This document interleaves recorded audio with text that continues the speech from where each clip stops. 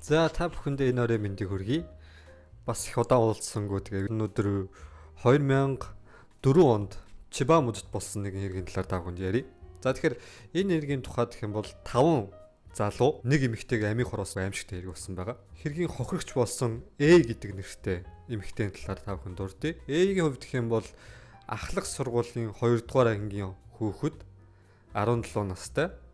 Эмээтэйгээ цуг амьдардаг бүр дунд сургууль байхаас ахуулаад үерхдэг нэг найзлуутай байсан. Тэгээ найзлуутайгаа бол бүр одоо ирээдүйд гэрлэн гэсэн доор бодолтойгоор үерхдэг. Ер нь амьдралын хөвтөх давгүй. Гэтэ яг ар гэрээ хувьд жоохон боломж муутай, санхүүгийн хувьд жоохон бэрхшээлтэй, ядуу амьдралтай байсан учраас Экогийн хувьд гэх юм бол хичээлийнхэн хажуугаар Японд байдаг цагийн ажил хийдэг байсан байгаа. Тэр ресторанд ерөнхийдөө хоол зөөдөг ажил хийгээд ингээ явдаг байсан. Тэгээд маш гонцорлогтой ийм одоо мундаг хөвгт байсан байгаа.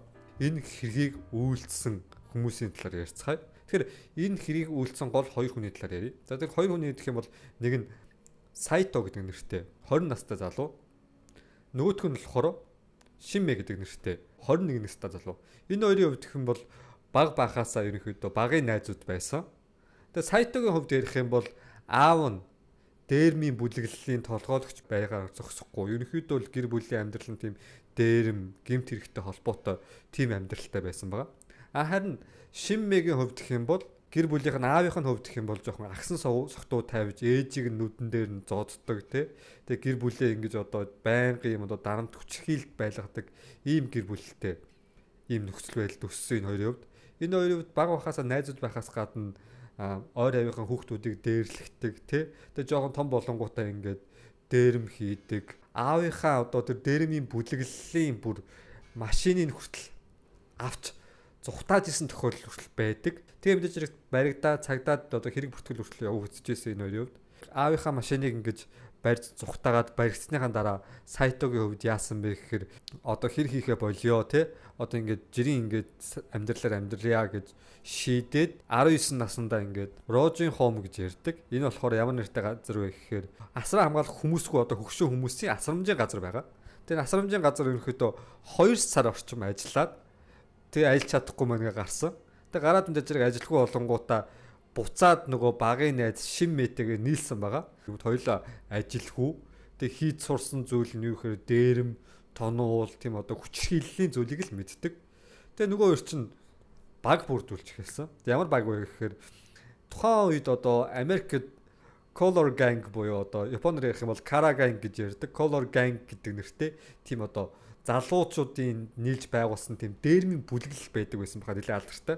Тэгэхээр тийм дээрмийн бүлэглэлийг хоёулаа нийлээ байгуулад тэр үед нь насанд хүрээгүй 3 хүүхэд ерөнхийдөө тэр дээрмийн бүлэглэлд нь элссэн. Тэгээ нийлээд нэгөөдөө тавуулаа нөгөө нэг дээрмийн бүлэглэлээ байгуулад за ингээд бүгдэрийнх нь ингээд зориг бол ингээд дээрмийн бүлэглэл байгуулад ингээд орой ингээд хүмүүсийг ганцаар явж байгаа хүмүүсийг ингээд онлоод тэгээ дээрм их юм зоригтой. Тэгээд тэр өдрийн 12 сарын 22-ны өдөр Эко гэдэг охин маань ээжтэй за би өнөөдөр ирэхгүй тэгээд найзтайгаа хамт би жоохон сугаацаад ирья гэж хэлээ явсан байгаа зөвшөөрөл аваад тэгээд найзтайгаа хамт шөнийн бүр одоо үүрийн одоо 4 цаг хүртэл караоке дуулсан байгаа. Тэгээд дуулцаад гач ирээд нөгөө хоёрын чинь хувьд гэх юм бол 5 цагаас галтрыг хөдөлдөг. Галтрын бурлын гадаа нэрчээ байцсан чинь нөгөө 5 залуу болохоор машинтай явж байсан. Хэнийг онцлох вэ гэсэн байдалтай орой шүн 4 цагийн үед нөгөө хоёрыг чинь хараад шууд ингээд тойроо зогсоод тэгээ тэр үед яасан бэ гэхээр өнөөдөр нөгөө хоёр чинь хоёр эмэгтэй хүн 5 эрэгтэй хүн яаж чадахгүй эсэргүүц үзүүлээч яаж чадаагүй Эко гэдэг охноос гэх юм бол 8,000 йен гаргаж авсан. Найзаас нь бас 11,000 йений тийм мөнгө бүхий зүйлийг бас авсан. Дээрэмцчээд ингээд бас зодож чөхөө те байлгаж ирсэн. Харин найзынхны хувьд гэх юм бол зүгтсан байгаа. Тэгээ зүгтаж явж байгаад мэдээж хэрэг тухайн үед одоо 2004 он тийм одоо бид нар шиг юм смартфон буюу байхгүй. Тийм учраас уцсны бүхээгд очиод цагдаа руу залгасан байгаа. Цагдаа руу залгаад ингээд ийм 5 залууд ингээд манай найз баригдсан би одоо зүгтаа гарчлаа гэдэг мэдээлэл өгөөд цагдаарийнхан тухайн үед яг Color Gang гэдэг тийм одоо бүлэглэл ерөнхийдөө Японд бас ерөнхийдөө Америкийг дүүрээд ирчээ авч ирсэн. Хитэ одоо насан туршаагүй тэгээд насан туршсан юм залуус юм нийлсэн бүлэглэл юм байгаад ирсэн. Тэгээд яг ямархуу бүлэглэл байгаа ерөнхийдөө мэдчихсэн учраас цагдаа нар шууд ирэл хайгуулаа эхлүүлсэн.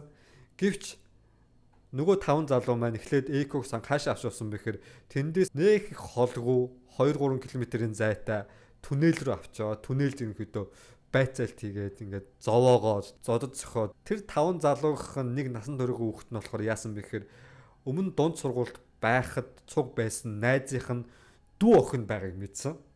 Тэгэд энэ нөгөө хэдтэйгээ цуг ингээд нууцаар ярилцсангуудаа энэ охин намайг мэднэ. Хэрвээ энэ охиныг амьд явуулах юм бол бид нар дараа нь бүх асуудалд орно гэдэг тийм хэрцгий мэдээлэл өгсөн. Гэвч тэр дунд байсан нэг хүүхэд болохоор зүгээр ингээд 50 явуулчаа. Эсрэгээр бүх асуудал орох юм шүү гэсэн байсан чинь нөгөө тав чи юу хийсэн бэ гэхээр охиныг алхаар болж шийдсэн.